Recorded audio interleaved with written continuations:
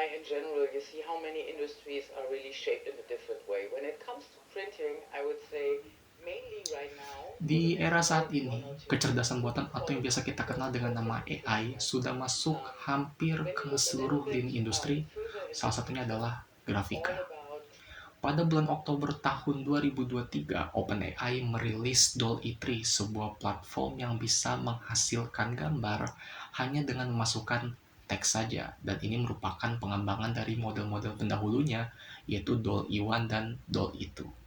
Setahun sebelumnya, Microsoft juga merilis sebuah aplikasi untuk keperluan desain bernama Microsoft Designer, yang dimana aplikasi ini juga mendapatkan support dari DALL-E 2. Dari ranah printing pun tidak mau ketinggalan. Ada perusahaan percetakan bernama PriceCall asal Singapura yang meluncurkan sebuah aplikasi bernama PriceCall, di mana ini membantu untuk mengklasifikasikan harga dengan mengintegrasikannya melalui web e-commerce. Bahkan Heidelberg, raksasa perusahaan mesin cetak asal Jerman, sudah menggunakan AI sejak 2004 melalui alat konsultasi berbasis AI bernama Performance Advisor Technology atau PAT, yang mampu menganalisis data percetakan dan memberikan rekomendasi untuk meningkatkan efisiensi serta kualitas produksi. Itu semua hanya sebagian kecil dari banyaknya pengaruh AI dalam industri grafika.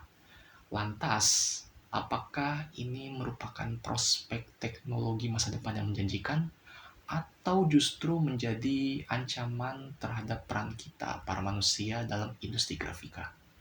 Perkenalkan, saya Muhammad Rabi Rabbani. Saya adalah seorang printing engineering dan juga tech enthusiasm.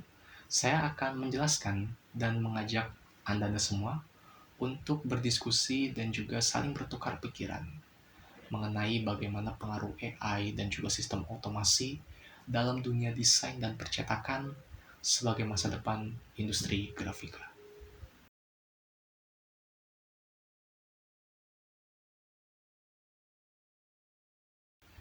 Ada dua aspek utama dalam industri grafika, yaitu aspek desain dan juga aspek cetak.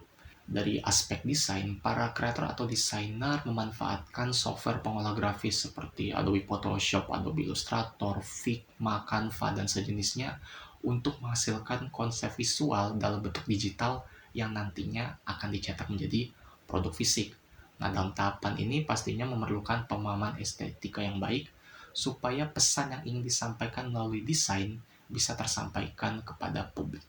Setelah proses desain selesai, karya digital yang dihasilkan nantinya akan dicetak menjadi sebuah produk fisik.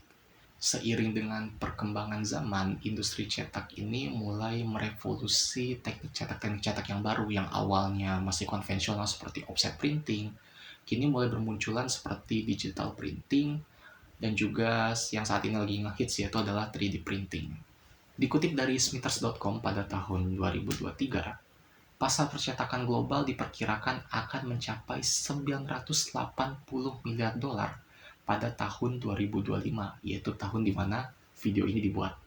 Jadi dari sini sudah jelas ya bahwa industri grafika ini bukan hanya sekedar seni atau manufaktur, melainkan sebuah perpaduan kompleks antara kreativitas dan juga teknologi yang terus berkembang seiring dengan berubahnya kebutuhan pasar dan juga konsumen.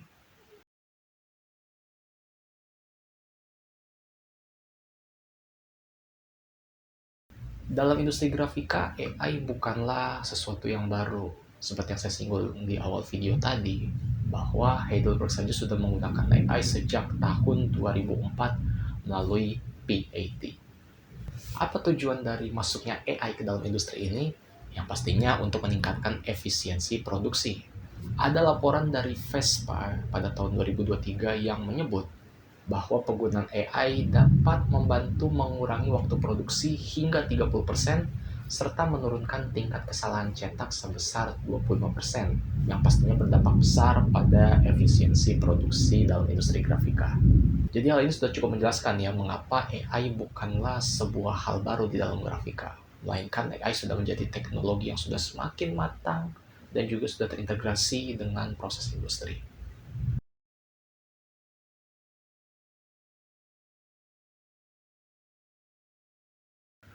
Mungkin beberapa di antara kita ada yang pernah melihat ya bahwa mesin-mesin yang ada di industri grafika seperti percetakan misalnya, itu mesinnya udah bekerja secara otomatis mulai dari mesin cetaknya, mesin finishing, mesin potong, mesin jilid, mesin laminasi, dan mesin-mesin lainnya. Nah, hal inilah yang juga memunculkan pemikiran kebanyakan orang bahwa mesin-mesin yang dijalankan secara otomatis tersebut sudah menggunakan AI. Nah, tapi ada satu hal yang harus kita pahami, bahwa tidak semua sistem otomasi berbasis AI. Mengapa demikian? Sebuah mesin yang sudah bekerja secara otomatis bisa dikatakan berbasis AI jika mereka bisa berpikir atau mengambil keputusan sendiri secara adaptif. Kita ambil contoh mesin potong kertas otomatis yang akan bekerja begitu kertas mencapai suatu sensor tertentu pada mesin.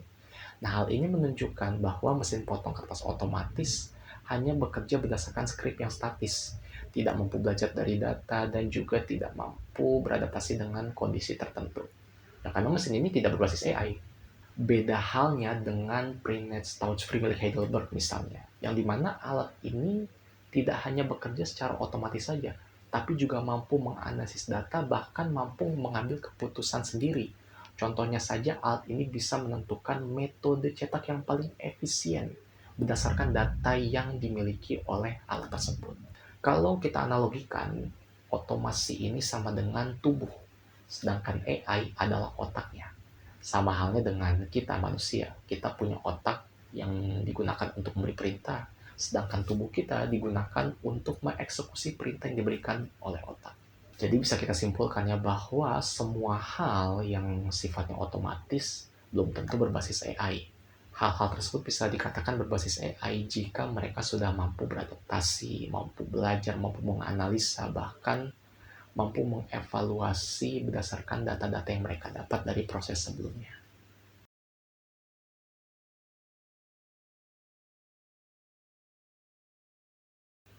Sebenarnya kekhawatiran ini bukan hanya ada di industri grafik aja, tapi hampir di seluruh industri yang sudah mendapatkan penerapan AI. Sebenarnya jawaban dari kekhawatiran ini sederhana saja. Tidak. Mengapa demikian? Pada dasarnya, AI bekerja berdasarkan pola yang memang sudah tercipta sejak lama. Selain itu, AI juga berfungsi untuk menyederhanakan suatu proses kerja sehingga awalnya suatu proses yang harus dikerjakan oleh manusia bisa dikerjakan oleh AI hanya dalam waktu yang sangat singkat.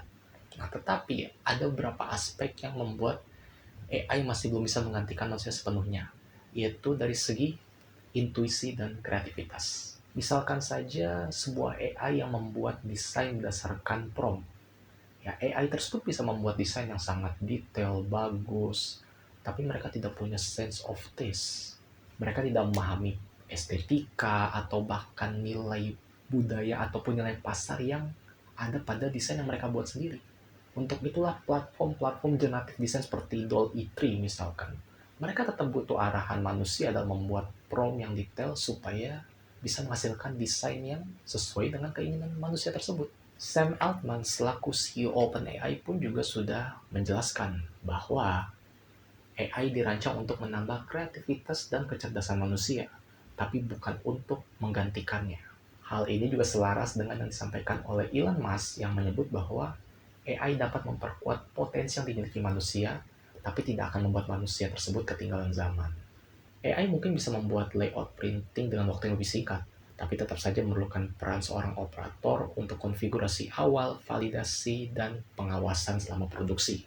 Pada akhirnya, AI hanya bisa bekerja berdasarkan data yang sudah tersedia, sedangkan dalam industri grafika, memerlukan keputusan-keputusan yang dilandasi oleh hal-hal non-digital seperti permintaan klien atau penyesuaian dengan tren pasar saat ini.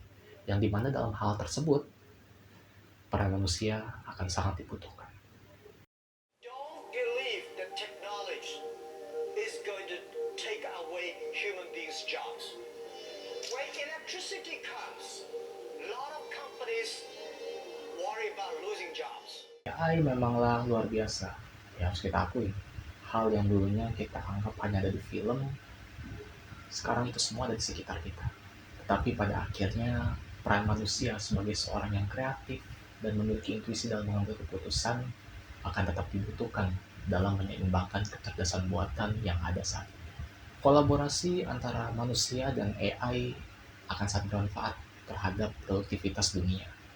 Tetapi bukan berarti kita bisa bersantai-santai, karena hal-hal yang kita khawatirkan selama ini terhadap AI mungkin bukanlah sebuah kemustahilan.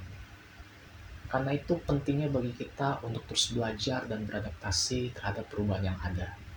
Dan pentingnya juga bagi kita untuk berhenti berangan-angan dan mulai memiliki tujuan yang nyata untuk bisa bersaing di era yang serba cepat saat ini.